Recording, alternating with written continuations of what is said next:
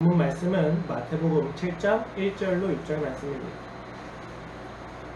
마태복음 강의 35번째 시간 주의하라 라고 하는 주제에서 7번째 주제입니다. 너희를 찢어 상하게 할까 염려하라 라는 제목으로 마태복음 7장 1절로 6절 말씀을 함께 살펴보도록 하겠습니다. 찾으셨으면 함께 봉독하도록 하겠습니다. 시작! 비판을 받지 아니하려거든 비판하지 말라. 너희가 비판하는 그 비판으로 너희가 비판을 받을 것이요 너희가 헤아리는 그 헤아림으로 너희가 헤아림을 받을 것이니라. 어찌하여 형제의 눈 속에 티는 보고 네 눈 속에 들보는 깨닫지 못하느냐. 보라, 네 눈 속에 들보가 있는데 어찌하여 형제에게 말하기를 나도 네 눈 속에 있는 티를 빼게 하라 하겠느냐. 외식하는 자여, 먼저 네 눈 속에서 들보를 빼어라. 그 후에야 밝히 보고 형제의 눈 속에서 티를 빼리라. 거룩한 것을 개에게 주지 말며 너희 진주를 돼지 앞에 던지지 말라. 그들이 그것을 발로 밟고 돌이켜 너희를 찢어 상하게 할까 염려하라. 가부장적인 사회에서 남자들은 이런 표현을 좀 하곤 합니다. 남자가 자존심이 있지 어떻게 설거지를 할 수 있어? 라고 하는 등의 표현이 있을 수 있습니다. 그러나 자신의 사랑하는 아내 남편이라는 사실에 자긍심을 가진 자라면 설거지하는 것을 아무렇지도 않게 여기기도 합니다. 그것을 주변에서 남자의 수치다 라고 이야기한다 할지라도 그들은 상관없어 합니다. 그런데 죽음 앞에서는 어떠할까요? 장인어른이 와서 총을 겨누고 목숨을 담보 설거지를 해야만 해 라고 이야기합니다. 이때 자존심이 높은 사람은 그들은 아마도 죽음을 불사하고 설거지를 하지 않을 겁니다. 생각보다 순결한 건 멀지 않습니다. 사람들은 자기의 자존심을 위해서도 충분히 목숨을 거두기도 한다는 것을 우리는 기억해야만 합니다. 그런데 좀 반대의 상황을 좀 생각해 봅시다. 장인어른이 와서 자긍심을 가지고 있는 남자에게 총을 겨누고 야, 설거지를 하면 방아쇠를 내가 당길 거야 라고 이야기합니다. 되게 재밌죠? 설거지 하지 말라고 이야기합니다. 너 설거지하면 안 돼 라고 이야기를 합니다. 그렇다면 그는 설거지를 할까요? 하지 않을까요? 만약 그가 가지고 있는 자긍심이 설거지가 아니라 자신의 아내를 사랑한다는 것에 있다면 그는 설거지를 하지 않을 겁니다. 그는 자신의 생명을 보존할 것입니다. 왜 그렇습니까? 설거지를 하는 것보다 소중한 것은 자신이 살아서 아내의 사랑을 받고 그 아내를 사랑한다는 것이 보다 소중하다는 것을 알고 있기 때문입니다. 죽은 자는 자신의 소신은 지킬 수 있지만 자기 주변의 소중한 사람을 지켜주지 못한다는 것을 그는 알고 있기 때문입니다. 자존심과 자긍심 구별되는 단어입니다. 국어사전을 보면 자존심은 남에게 굽히지 않고 자신의 품위를 지키려는 마음이고 자긍심은 스스로에게 긍지를 지키는 마음이라고 표현되어 있습니다. 이 두 단어의 차이가 있다면 무엇일까요? 바로 수치와 치욕을 견딜 수 있는지에 대한 여부입니다. 자존심은 수치와 치욕을 견딜 수 없습니다. 그러나 자긍심은 수치와 치욕마저도 견딜 수 있습니다. 그 차이는 무엇입니까? 묻고 싶습니다. 우리는 하나님의 자녀된 우리는 자존심을 가지고 살아야만 합니까? 자긍심을 가지고 살아야만 합니까? 또 자긍심을 가지고 살아야만 한다면 자존심과는 무슨 차이가 있으며 그 차이를 만들어내는 요소는 무엇입니까? 라는 질문을 오늘 본문과 함께 살펴보도록 하겠습니다. 지난주 우리는 염려하지 말라는 메시지와 함께 먼저 그의 나라와 그의 의를 구하라 라고 하는 예수님의 가르침을 배웠습니다. 우리는 외식이라고 하는 맥락에서 그의 가르침이 단순히 사람의 능력이 바꿀 수 없는 것에 대해서는 고민하지 마라, 하나님의 나라를 위해선 생계를 걱정하지 마 라고 하는 단순한 이야기가 아니라는 것을 확인했습니다. 그의 메시지는 아버지가 되신 하나님을 누리며 주어진 오늘의 삶에 순종하라는 것이었습니다. 그 아버지가 있는 나라가 그의 나라이며 그 아버지가 옳게 되는 것이 바로 그의 의였습니다. 그의 나라와 그의 의는 아버지가 계신 곳에 너희가 있어야 된다는 것을 이야기했습니다. 이런 맥락에서 염려하지 말라고 했었을 때 염려는 아버지가 없는 것처럼 살아가지 마라 라고 하는 예수 그리스도의 메시지였습니다. 그리고 오늘은 주의하라 라고 이야기하는 예수님의 마지막 가르침으로 구직, 기도, 금식, 재물과 염려에 의해서 비판이라고 하는 주제에 있습니다. 오늘 본문을 보시면 예수님은 두 가지를 먼저 금지하십니다. 첫 번째는 비판하지 마, 두 번째는 헤아리지 마 라고 하십니다. 이유는 무엇입니까? 비판하는 대로 비판을 받고 헤아리는 대로 그 헤아림을 받을 것이기 때문이다 라고 이야기하십니다. 그리고 부연설명이 묻습니다. 유명한 예시죠. 눈 속에 들보와 티에 대한 이야기를 하십니다. 네 눈 안에 들보가 있는데 왜 남의 눈에 티를 빼려고 하느냐 라고 하는 반문과 함께 부연 설명을 더 하십니다. 그리고 그것을 그대로 이어서 긍정적인 명령을 하시죠. 들보를 빼고 그 후에 눈이 밝아지면 형제의 눈 속에 있는 티를 빼내라 라고 이야기한다는 것입니다. 흥미로운 것은 들보를 보고 들보만 빼고 티는 빼지 마 라고 하신 게 아니라 들보를 빼고 나서 티를 빼리라 라고 이야기하셨다는 것이죠. 그리고 이렇게 부연 설명을 통해서 끝까지 지적을 하시고 그 다음에 예수님은 마지막으로 거룩한 것을 개에게 주지 말고 진주를 개에게 주지 말라고 이야기하십니다. 그 이유는 무엇입니까?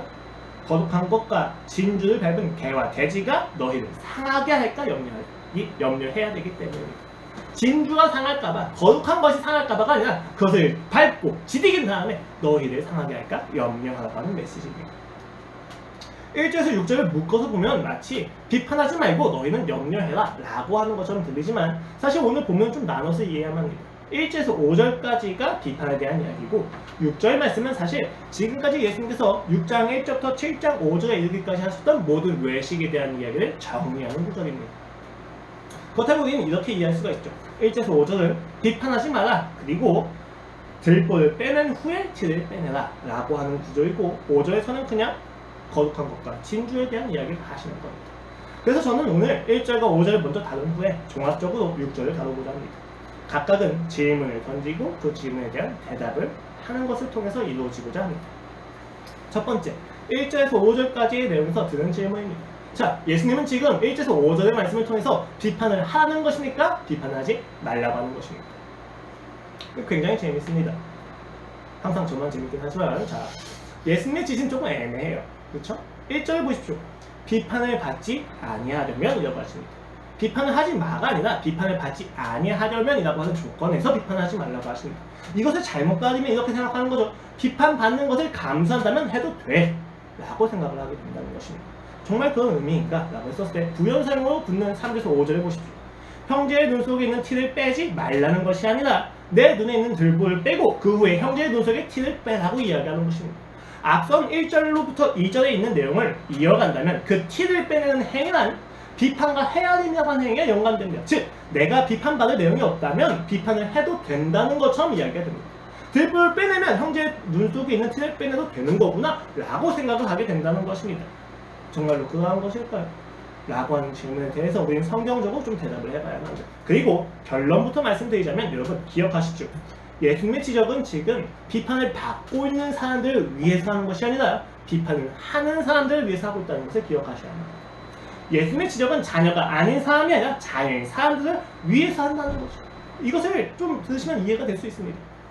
하루는 여자친구가 와서 자신의 상사가 얼마나 못된지를 이야기합니다. 그 상사가 자신을 얼마나 괴롭히는지, 그 상사가 얼마나 불합리한지에 대해서 이야기합니다. 그런데 남자친구가 그 이야기를 듣다 보니까 상사의 입장이 조금 이해가 됩니다.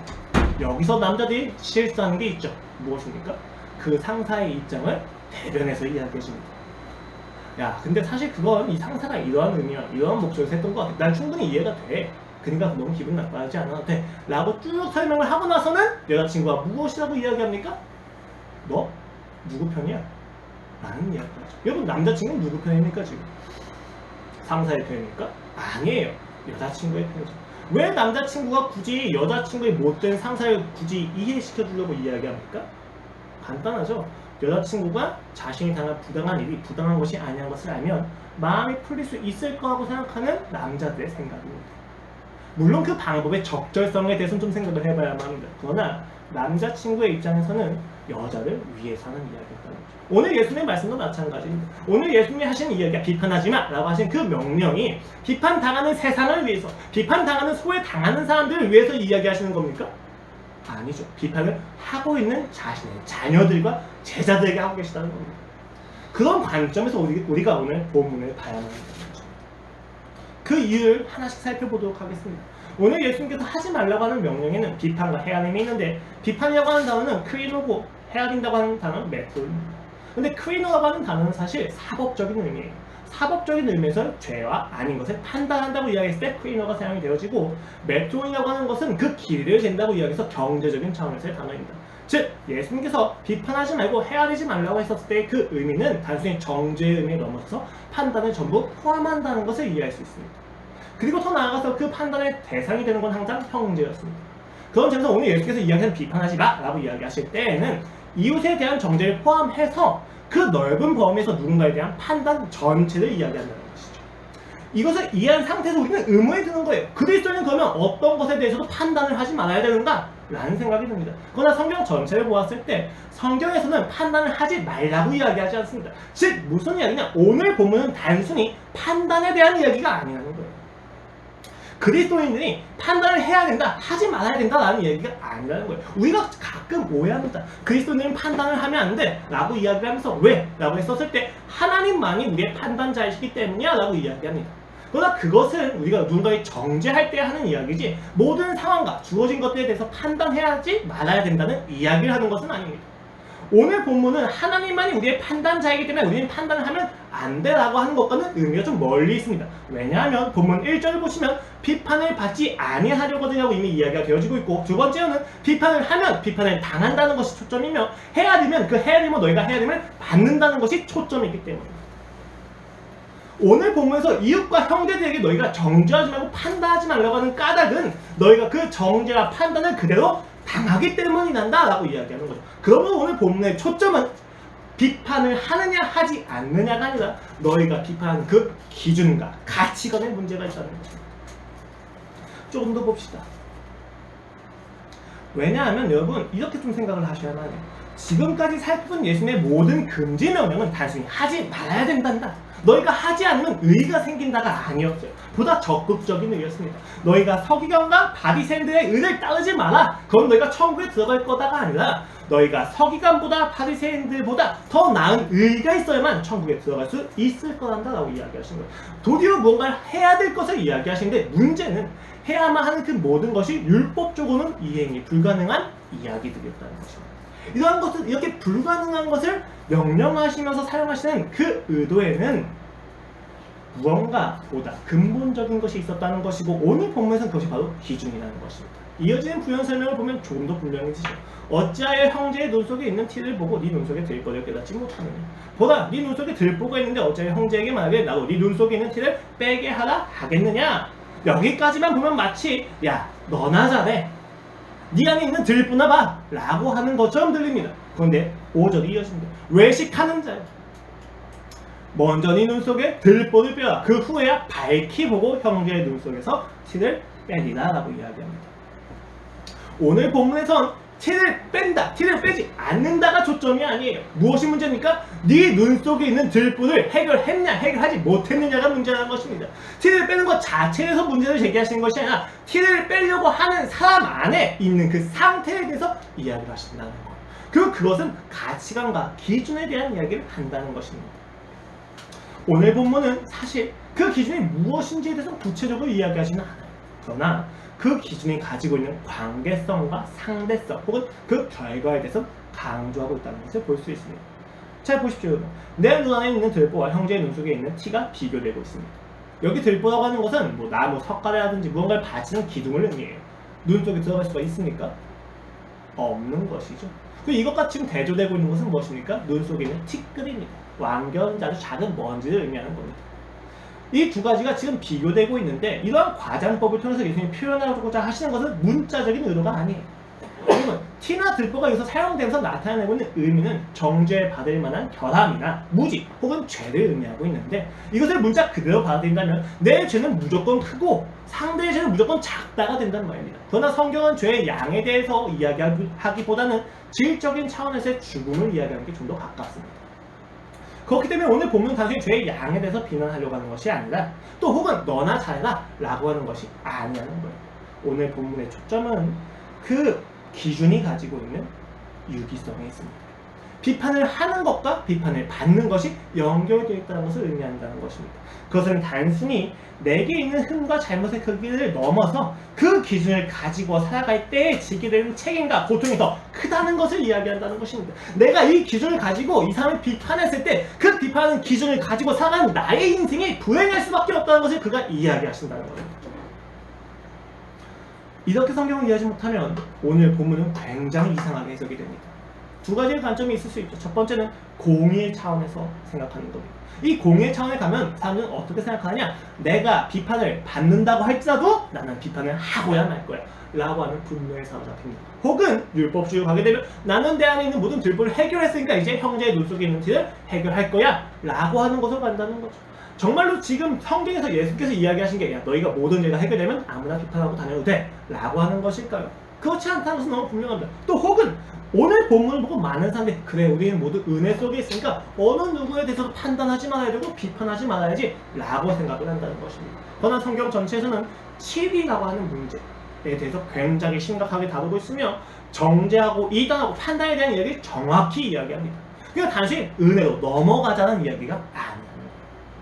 이 두 가지 입장의 공통점이 무엇입니까? 옳고 그름, 비판을 하느냐 하지 않느냐에 집착한다는 것입니다. 오늘 본문에서의 인격은 모두 사라지고 하나님의 사랑이 철저히 공의와 은혜를 다 포함하신다는 것을 무시하고 율법주의적인 차원에서 비인격적으로 이것을 보고 있다는 거예요.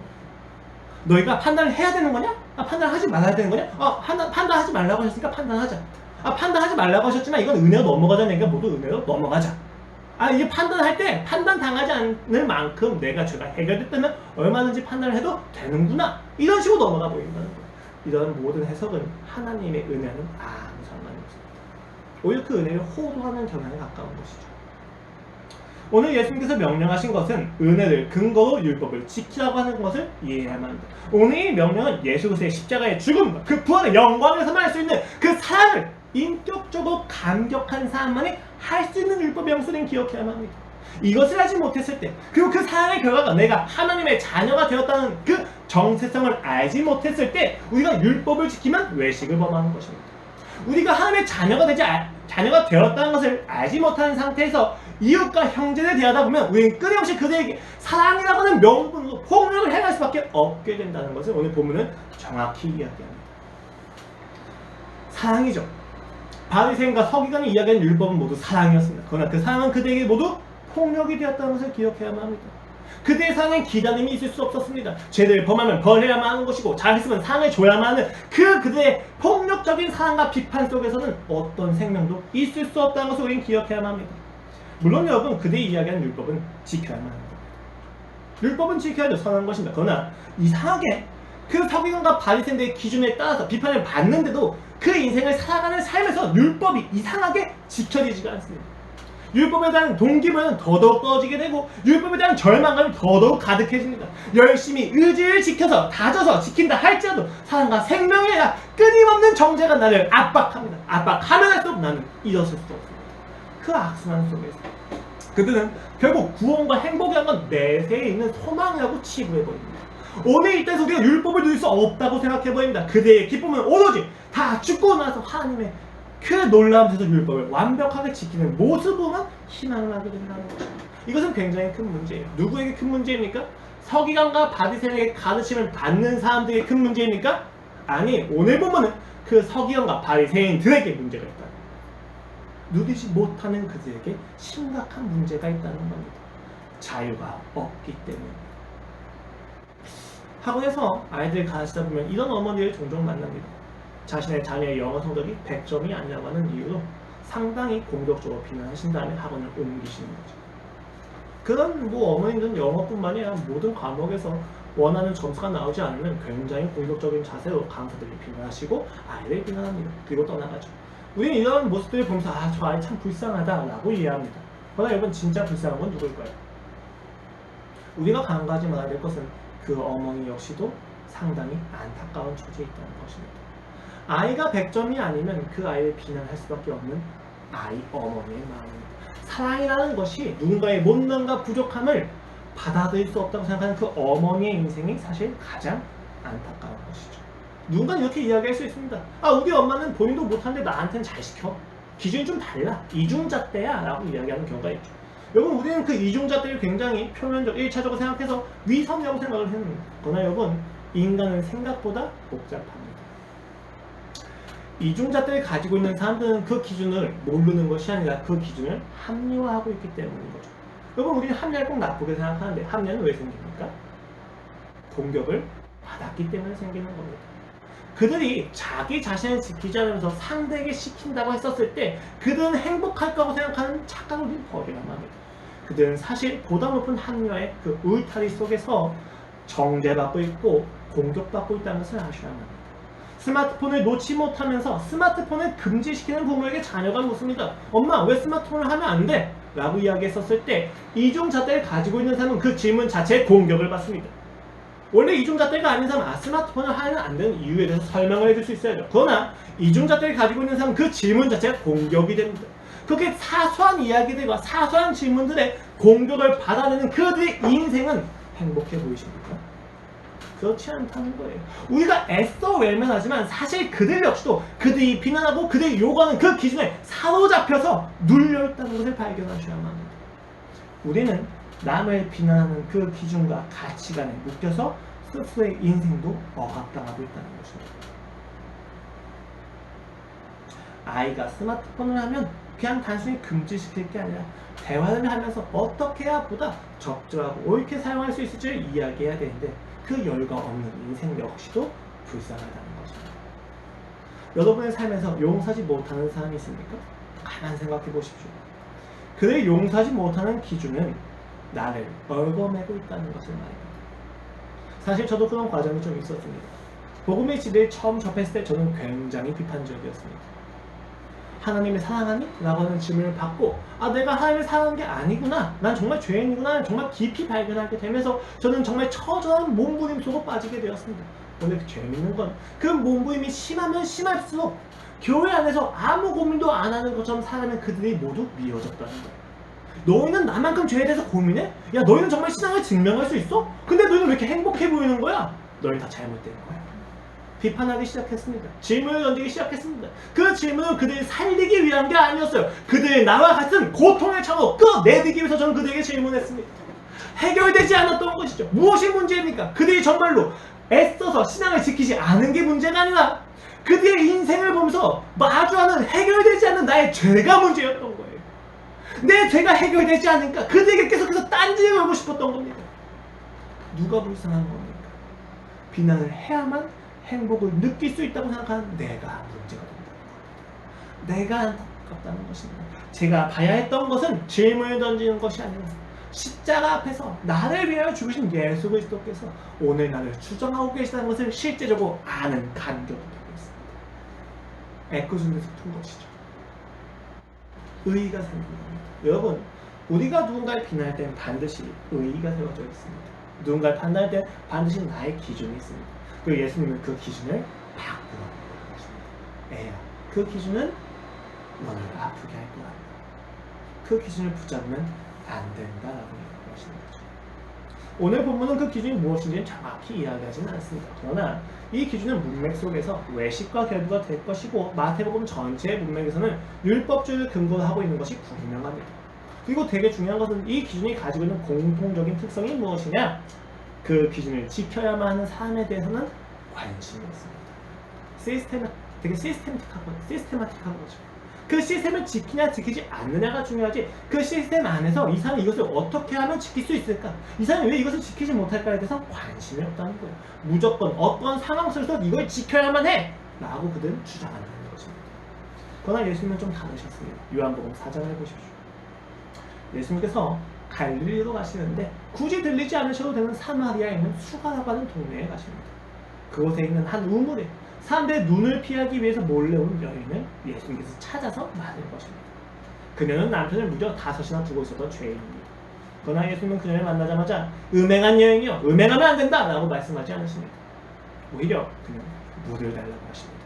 그렇게 하면서 그녀와 대화가 시작됩니다. 13절 말씀입니다. 예수께서 대답하여 이르시되 이 물을 마시는 자마다 다시 목마르려니와 내가 주는 물을 마시는 자는 영원히 목마르지 아니하리니 내가 주는 물은 그 속에서 영생하도록 솟아나는 샘물이 되리라. 여자가 이르되 주여 그 물을 내게 주사 목마르지도 않고 또 여기 물 길러 오지도 않게 하옵소서. 그렇게 대화가 시작되면서 예수님께서 갑자기 그녀의 죄를 드러내십니다. 왜냐하면 진짜 물을 달라고 했잖아요. 지금 보시면 나도 그 물을 주세요 라고 이야기했습니다. 그러니까 예수님이 그 물을 주기 위해서 그녀의 죄에 대해서 현명하게 지혜롭게 드러내십니다. 그래, 이르시되 가서 네 남편을 불러오라. 여자가 대답합니다. 나는 남편이 없나이다. 예수님께서 이르시되 그래, 네가 남편이 없다고 하는 말이 옳도다. 너에게 남편이 5이나 있고 지금 있는 자도 네 남편이 아니니 너의 말이 참되도다. 예수님께서 영생의 물이 있다고 하시고 그 물을 여자가 달라고 하자 예수님께서 그녀의 죄를 굉장히 지혜롭게 드러내고 계십니다. 그래, 네가 물을 마시려면 이 죄를 반드시 직면해야 되거든. 근데 너가 남편이 없다는 말이 맞아. 이렇게 자신의 죄가 밝혀지자 여자는 도망가지 않습니다. 그리고 오히려 놀라며 그 죄의 본질을 이야기하기 시작합니다. 여자가 이제 주여 내가 보니 선지자로소이다. 당신이 이 모든 것을 아는 거 보니까 선지자군요. 우리 조상들은 이 산에서 예배하였는데 당신들의 말은 예배할 곳이 예루살렘에 있다 하더이다. 내가 예배드리고 싶은데 예배할 수가 없습니다. 내가 남편을 끊임없이 찾을 수밖에 없었던 그 이유가 무엇이냐? 예배할 곳이 없었기 때문입니다. 라고 여인은 자신의 죄의 본질을 발견해서 이야기하기 시작합니다. 예수님께서 이야기하십니다. 여자여 내 말을 믿으라. 이 산에서도 말고 예루살렘에서도 말고 너희가 아버지께 예배할 때가 이르니라. 너희는 알지 못하는 것을 예배하고 우리는 아는 것을 예배하노니 이는 구원이 유대인에게서 납니다. 아버지께 참되게 예배하는 자들은 영과 진리로 예배할 때가 오나니 곧 이때다. 아버지께서는 자기에게 이렇게 예배하는 자들을 찾으시니라. 하나님은 영이시니 예배하는 자가 영과 진리로 예배할지니라. 여자가 이르되 메시아 곧 그리스도 하는 이가 오실 줄 내가 아노니 그가 오시면 모든 것을 우리에게 알려주시리이다. 예수께서 이르시되 네가 말하는 내가 그라 하시니. 예수님은 죄의 본질을 이야기하십니다. 그녀가 살아남기 위해서, 그녀가 영생을 누리기 위해서 알아야만 하는 것은 무엇이었습니까? 자신이 가지고 있는 죄의 본질이었습니다. 예수님은 그녀가 음행한다고 무엇이나 하지 않습니다. 그녀가 음행할 수밖에 없는 이유가 예배에 있다는 것을 아십니다. 그리고 그 자신이 메시아이기 때문에 내가 오면 그 모든 죄의 문제가 해결될 수 있다는 것을 그는 이야기하십니다. 그것이 바로 신자가 해야만 하는 비난과 기적입니다. 신자가 해야만 하는 비판과 판단입니다. 상대가 그 죄를 이기지 못하고 주저앉아 있었을 때 우린 그 죄를 왜 지키지 못했냐고 따지지 않습니다. 그리고 그가 죄를 지키지 못하는 그 이유, 예배에 있다는 것을 발견하고 그것을 지혜롭게 봅니다. 그녀가 그 죄를 이겨내기 위해서 무엇이 필요한지 정확히 이야기합니다. 복음이 필요한 거죠. 예수가 필요한 겁니다. 말이 필요한 게 아니에요. 엄격한 기준이 필요한 게 아니에요. 이 아이는 좀 무섭지 않으니까 이 말을 안 듣네? 아닙니다. 두려움이 없기 때문이 아니에요. 여러분, 사랑이 생기면 자연스럽게 두려워집니다. 무엇이 두렵습니까? 사랑하는 사람이 나를 안 좋게 생각할까. 여러분, 두려움이라는 건 단순히 벌 받을까만 하는 두려움이 아니에요. 사랑을 하게 되었을 때 생긴 것도 두려움입니다. 이 두려움 속에서 그들은 그 사랑하는 사람의 말을 귀담아 듣는 것입니다. 예수님께서 하신 이야기가 그곳에 있습니다. 우리가 해야만 하는 판단과 비난이 그곳에 있습니다. 부모는 아이가 분노할 때 왜 분노할 수밖에 없는지, 왜 화낼 수밖에 없는지를 파악하기 위해서 대화를 해야만 합니다. 화를 내더라도 엄격한 태도를 취한다 할지라도 그것은 대화를 하기 위한 수단이지 내가 감정이 상했으니까 그 애한테 퍼붓는 게 사람은 아니란 말입니다. 우리가 이것을 알아야만 합니다. 그것을 할 수 있냐 없느냐는 우리가 가지고 있는 기준이 무엇인지에 따라 달라집니다. 우리는 이런 기준을 가지는 거죠. 율법을 지켜야만 자녀가 될 수 있어. 아니에요. 오늘 예수님은 이야기하십니다. 너희는 이미 자녀다. 너희는 이미 아버지가 있단다. 그 안에서 이 율법을 지켜야만 된단다 라고 이야기하시는 겁니다. 여러분, 왜 지금 제가 사마리아 여인을 대하신 예수 그리스도의 기준에 대해서 이야기합니까? 왜냐하면 가장 큰 문제는 우리 자신들도 그런 기준을 가지고 비인격적으로 대하기 때문입니다. 우리가 하지 못했을 때 그 이유를 묻지 않습니다. 힘이 없다는 것을 따지지 않습니다. 그냥 못했구나, 정죄받습니다. 힘이 없다는 것도 합리화가 될 뿐이고 단순히 모든 내가 의지가 결핍되었기 때문이야. 이것이 심해지면 어디로 갑니까? 하나님이 내게 할 수 없는 것을 명령하신 것 자체가 문제야 라고 그를 내도하기 시작한다는 거죠. 자유가 없습니다. 우리가 우리를 대할 때 억압만이 가득하다는 것입니다. 그러나 오늘 예수님은 이야기하십니다. 아버지 되신 나의 아버지 하나님 아래에서 너희는 나의 자녀다. 자녀된 나의 아들과 딸들아 너희는 이미 나의 자녀다. 그 안에서 내가 너에게 명령한 것을 들어라. 여러분, 이렇게 기준이 바뀌게 되면 놀라운 일이 생깁니다. 무슨 일입니까? 기준이 바뀌게 되는 그곳에서 우리는 있을 수 없는 일은 없다는 것을 알게 됩니다. 우리 하나님 앞에서 그렇게 이야기할 때가 있어요. 주님, 내가 그토록 열심히 신앙생활을 해왔는데 어떻게 이런 일이 있을 수 있습니까? 있을 수 있습니다. 뭐 여러 가지 의미가 있겠죠. 하나님, 내가 어떻게 이렇게 억울했었습니까? 하나님, 어떻게 내가 이런 오해를 당했었습니까? 하나님, 나는 사랑이었단 말이에요. 내 의도는 사랑이었는데 왜 내 진정성의 결과가, 이 열매가 악함밖에 없습니까? 왜 이렇게 나는 아플 수밖에 없습니까? 라고 얘기했을 때 우리는 그것이 있을 수 없는 일이라고 생각합니다. 왜 그렇습니까? 우리의 기준에서는 있을 수 없는 일이기 때문에 내가 열심히 살았으면 잘 돼야만 하는 거예요. 내가 진정성이 있으면 좋은 열매가 맺혀야만 하는 거예요. 그러나 이 기준에는 자녀가 아버지의 뜻을 묻는 인격적인 관계가 없습니다. 여러분, 하나님과의 관계에서 모든 것은 있을 수 있습니다. 그 여유 속에서 우리는 하나님의 생각을 묻습니다. 주여, 너무 아픈데요. 왜 내가 이렇게 아파야 합니까? 하나님, 난 진정성이면 된다고 생각했는데요. 진정성이 다가 아니네요. 주님, 이 진정성을 무너뜨리신 이유가 무엇입니까? 여러분, 이 여유 속에서, 이 자긍심 속에서 놀라운 일입니다. 우리는 그 하나님의 마음을 알았을 때 이제 이야기하기 시작합니다. 주여, 어떻게 이런 일이 있을 수 있습니까? 전에는 내가 생각하는 길에서 벗어나는 이런 아픔과 고통이 어떻게 있을 수 있습니까? 하고 얘기했는데, 그 하나님의 마음을 십자가 앞에서 알게 되면, 하나님, 어떻게 이런 일이 있을 수 있습니까? 하나님, 어떻게 이 죄인된 나를 사랑하실 수 있습니까? 하나님, 어떻게 이토록 아프고 부족하고 결이 많은 나를 품을 수 있습니까? 라고 바뀌게 된다는 것입니다. 그리스도 안에는 있을 수 없는 일이 없습니다. 그리스도 안에는 해결할 수 없는 일이 없습니다. 그 자긍심을 가지게 된다는 고백하는 거죠. 주님, 말이 안 돼요. 어떻게 나를 사랑하실 수 있습니까? 우리는 그 대답과 질문과 감격으로 이끄심을 받고 있는 중입니다. 그렇게 기준에 대한 이야기를 하시고 나서 이어서 진주와 거룩한 것을 계획에 주지 말라고 예수님께서 이야기하십니다. 앞서서 저희가 기준에 대한 이야기를 하지 못했다면 우리는 오해하게 됩니다. 어떤 질문을 던지게 되는 거예요? 왜 앞에서는 비판하지 말라고, 판단하지 말라고 하셨는데 여기서는 마치 돼지와 개를 구별해야만 하는 판단을 해야만 하는 것처럼 이야기하시는 거지? 라고 하는 질문이 들 수 있습니다. 그러나 여러분, 이것은 우리가 앞서서 말씀을 해석하면서 자연스럽게 해결됩니다. 왜 그렇습니까? 오늘 본문이 이야기하는 돼지와 개는 구약에 의하면 매우 불결한 동물입니다. 결코 조리하지 않는 거죠. 먹지 않습니다. 심지어 개는 이방인을 속되게 표현하는 욕이기도 했습니다. 그리고 이것의 진주와 거룩한 것과 결부되어 사용한 것을 보면 돼지와 개는 다시 이방인이 아니라 복음을 함부로 대하는 사람인 것처럼 나타나 보여집니다. 그리고 우리는 여기에 굉장히 집착합니다. 그래, 우리는 돼지와 개에게 진주와 거룩한 것을 주면 안 돼라고 이야기합니다. 그러나 여러분, 앞서서 말씀드렸습니다. 오늘 본문의 초점과 대상은 누구입니까? 지금 예수님은 돼지와 개에게 이야기하신 게 아니에요. 거룩한 것과 진주를 가지고 있는 제자들과 자녀들에게 이야기하시는 겁니다. 이것은 여러분 정확히 이해하셔야 돼요. 왜냐하면 이것을 이해하지 못하면 또 우리는 이렇게 넘어가요. 거룩한 것과 진주가 의미하는 것이 복음이니까 우리는 그 복음을 전할 때 돼지와 개는 구별하자. 이 사람은 좀 돼지 같네. 이 사람은 좀 개 같네. 그럼 이제 복음 전하면 안 되겠다. 라고 하라는 이야기가 아니에요. 오늘 보면 돼지와 개가 누군지에 대해서 이야기하는 것이 아니라 거룩한 것과 진주를 가지고 있는 하나님의 자녀들이 그 거룩한 것과 진주를 어떻게 사용해야 되는지에 대해서 이야기한다는 것입니다. 여러분 생각해보시죠. 만약에 앞선 이해를 우리가 이해를 한다면 어느 누가 자신이 돼지야 개가 아니라고 이야기할 수 있습니까? 그런 이야기가 아니라는 거예요. 진주와 거룩한 것의 가치를 알고 그 가치대로 이것들을 사용해야 된다 라고 하는 겁니다. 오늘 마태복음의 문맥 안에서 우리가 이야기하자면, 정리하자면 하나님의 자녀된 인식을 가지고 살아가는 거예요.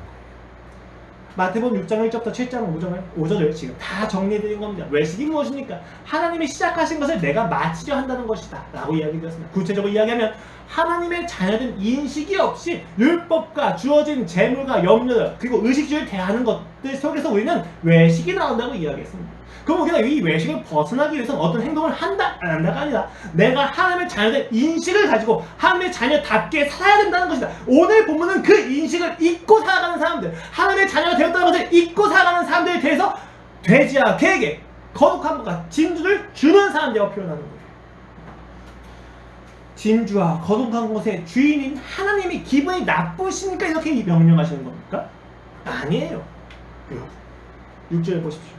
거룩한 것을 개에게 주지 말며 너희 진주를 돼지 앞에 던지지 말라. 왜요? 그들이 그것을 발로 밟고 돌이켜서 너희를 찢어 상하게 할까 염려하라. 그 진주와 거룩한 것을 가치대로 사용하지 못하는 인생은 스스로가 파괴되기 때문입니다. 그 돼지와 그 개가 그 거룩한 것과 진주를 밟아 치리기 것을 넘어서서 돌이켜서 그 거룩한 것과 진주의 주인인 우리를 상하게 할까 그가 염려하시기 때문에 지키라고 이야기하십니다. 이것은 너무 분명합니다. 하나님의 자녀된 정체성을 누리지 못하는 인생에서는 자유가 없습니다.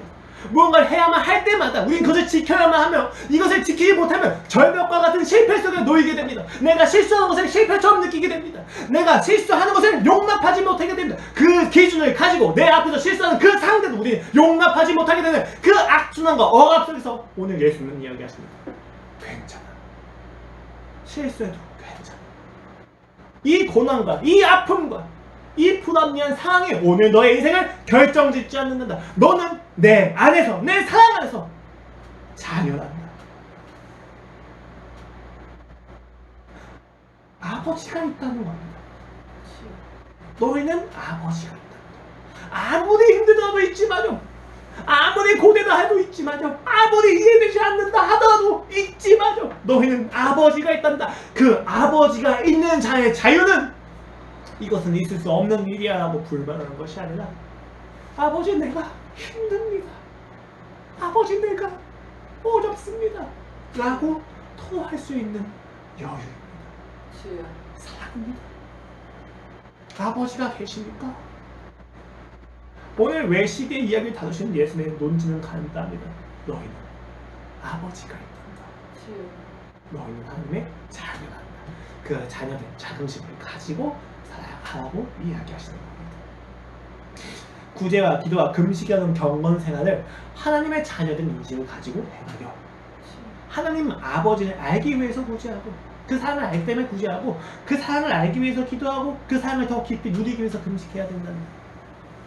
주어진 재물과 의식주의 문제에 대한 모든 염려 역시도 하나님께 맡겨라. 그가 아버지이지 않으시니 이웃을 대할 때도 아버지가 없는 자처럼 대하지 말고 아버지가 있는 자처럼 대하. 아무리 많은 이웃들이 나를 공격한다 할지라도 나를 사랑하신 아버지가 있다면 나는 그 집에서 안정감을 느낍니다. 세상 모든 사람들이 나를 비난할지라도 나는 그들을 가진 적이 없습니다. 그러면 나는 버림당할 수 없는 거예요. 내가 버림당할 수 있는 건 오로지 아버지에게서만입니다. 그런데 여러분 놀라운 건 아버지는 나를 버리지 않으십니다. 그것이 신자가 가져야만 하는 자존심이 아니라 자긍심입니다. 나의 아버지는 나를 버리지 않으시고 우리가 가져야 하는 자긍심입니다. 비판하지 말아야 될 이유입니다. 예수님을 잠깐 봅시다. 갑작스럽게 붙잡혀 들어간 이후 그는 끊임없이 맞기만 했습니다. 그 흔한 해명 하나도 하지 않으시며 비굴함을 보이지 않으십니다. 맞고 또 맞으며 신음만을 흘릴 뿐입니다. 많은 군인들이 그를 구타하며 그의 얼굴은 이전의 형상을 알아보기 어려워 평소 그를 아는 사람들마저 그를 알아보기 어렵게 되었습니다. 반복되는 구타와 폭력으로 그는 눈을 그저 감아버립니다. 눈을 떠도 막을 수 없고 피할 수 없는 무력함 속에서 그는 그저 견디십니다. 어느 순간 정신을 차리자 구타는 멎었고 주변에 아우성이 커져갑니다. 처음에는 많이 맞아서 들리는 이명인가 했지만 점차 뚜렷하게 그들의 아우성이 들리기 시작합니다. 그들은 그에게 죄의 진위 여부를 비난하고 있었습니다. 이미 진실은 중요하지 않기 때문에 예수님은 대답하지 않으십니다. 침묵하십니다. 모든 것이 옳지 않았기 때문에 다 하나하나 해명하실 수 있었지만 그는 대답하지 않으십니다. 그런데 딱 두 가지 질문에는 그는 대답하십니다. 유대인이 묻습니다. 네가 하나님의 아들이냐? 너희들이 내가 그라고 말하고 있다. 빌라도라고 하는 로마의 총독은 묻습니다. 네가 유대인 왕이냐? 네 말이 옳도다. 어떤 신문에도 어떤 비난에도 해명하지 않던 그가 하나님의 아들이라는 것과 본인이 유대인의 왕이라는 사실을 포기하지 않으십니다. 너무 재밌죠? 왜요? 그 대답이 그를 죽였기 때문입니다. 차라리 이 대답을 하지 않았더라면 빌라도가 묻습니다. 내게 말하지 아니하느냐? 내가 너를 놓을 권한도 있고 십자가에 못 박을 권한도 있는 줄 알지 못하냐? 빌라도는 착각하고 있었습니다. 예수님을 죽일 수 있는 권리가 자기에게 있다고 생각했습니다. 그러나 그 권리는 예수님에게 있었습니다. 예수님은 스스로 풀어나실 수 있었습니다. 그러나 그는 풀어나지 않으십니다. 그리고 대답하십니다. 내가 바로 그다. 왜 그렇습니까? 그는 왜 모든 질문과 비난과 고발에도 침묵하셨음에도 그 질문에 대답하십니까? 자존심이 아니라 자긍심이었습니다. 내가 바로 하나님의 하나님입니다. 내가 바로 이 땅의 진정한 왕이라는 것에 대해서 그는 부정할 수 없었습니다. 왜요? 그가 지키고 있던 건 자기의 목숨과 생명이 아니라 자기를 비난하고 자기를 고발하며 자기를 죽여야만 한다고 소리치는 그들의 생명이었기 때문에. 자존심과 자긍심의 차이가 무엇입니까? 자존심은 자기를 지키지만 자긍심은 자기가 아닌 다른 것을 지킵니다. 그래서 자긍심은 수치를 견딜 수 있는 거예요. 자존심 있는 삶은 수치를 견딜 수가 없어요. 자존심이 있는 삶이 마치 상대를 위해서 죽는 것처럼 보인다면 착각입니다. 아니에요. 자존심을 가진 삶은 상대를 지키는 자기가 져서 죽는 거예요. 그러나 자긍심은 자신을 챙기지 않습니다. 아무리 비난당할지 아무리 고발당할지라도 내가 세상의 모든 수치를 당하고 내가 가장 믿고 있는 사람들로부터 버림을 당한다 할지라도 자긍심 있는 사람은 해명하지 않습니다. 왜요? 이것을 통해서 지킬 수 있는 것이 있기 때문에. 그것이 무엇입니까? 우리의 아버지가 하나님의 아버지입니다. 오늘 여러분들이 묻는 것, 그 요구하는 것, 이것 하나입니다. 여러분이 하나님을 아버지로 가지고 있다는 것입니다. 아버지 하나님의 여러분의 자녀로 소유하고 계시다는 겁니다. 이 자긍심을 지키십시오. 이것이 고통스러워 보일 수 있습니다. 이것이 십자가를 지는 것처럼 보일 수 있습니다. 그러나 기억하십시오. 누가 더 여유 있을 것 같습니까? 누가 더 즐거울 것 같습니까? 자존심 있는 삶은 조그만 질문에도 권위가 침해당해서 분노하지만 자긍심 있는 삶은 그 질문에 부안해도 하지 않습니다. 오히려 그를 파악하고 품어주는 그럴 수 있지. 그래, 괜찮다. 우린 자긍심이 문제네. 여러분, 설거지하는 남편을 보면서 가부장적인 사회에서 얘기합니다. 어휴, 잡혀 사는 게 불쌍하다. 여러분, 그러나 정확히 생각해 보십시오. 설거지하는 사회적인 인식에서의 수치를 감당해도 즐거울 만큼 사랑할 만한 아내를 가지고 있는 것이 행복입니다. 아버지가 있습니다. 세상의 모든 아픔과 수치와 멸시를 감수하더라도 너무나도 아름답고 너무나도 영광스러운 하나님 아버지를 가지고 있습니다. 아버지를 가지고 있는 자로서 살아가십시오. 하나님의 사랑과 은혜를 삭제하고 세상의 방식으로 나를 증명하려 살지 마시고 하나님의 방법으로 그 은혜와 사랑을 지켜나가십시오. 여러분의 인생이 녹록치 않다는 것을 너무나도 잘 알고 있습니다. 저의 인생도 녹록치 않습니다. 내 방법과 내 능력과 내 수단을 통해서 나를 증명할 수 있는 길이 너무나도 많이 있다는 것을 알고 있습니다. 그러나 그 능력이 있기 때문에 포기하십시오. 우리가 우리를 증명하는 유일한 방법은 아버지가 오시는 겁니다.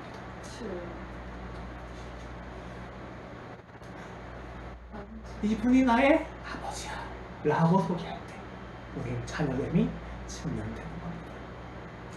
미련하고 어리석게 여겨지는 걸로 알고 있습니다. 그러나 어리석지 않습니다. 아버지는 오실 것이기 때문에 그 아버지를 믿으십시오. 그 아버지를 믿으십시오. 하나님의 자녀된 자긍심을 지키십시오. 싸워야만 합니다. 여기서 우리의 분투함이 필요합니다.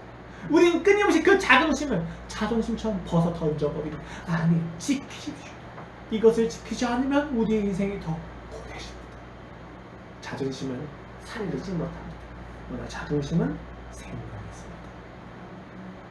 기도하시겠습니다.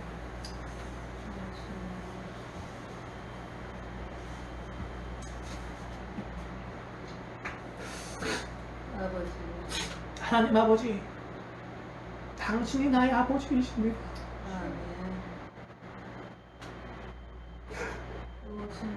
너무 힘들고 너무 아프고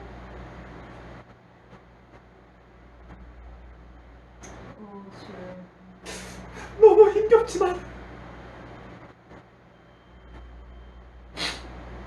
주님이 나의 아버지십니다.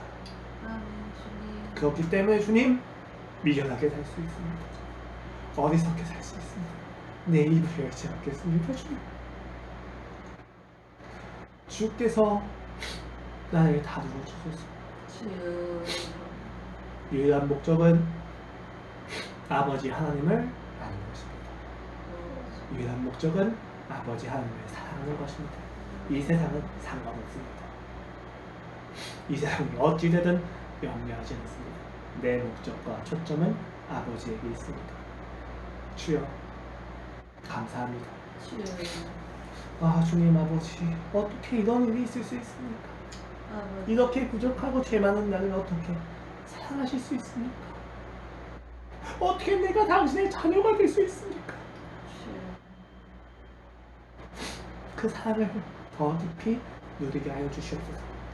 감사하며 예수 그리스도의 이름으로 기도드렸습니다. 아멘.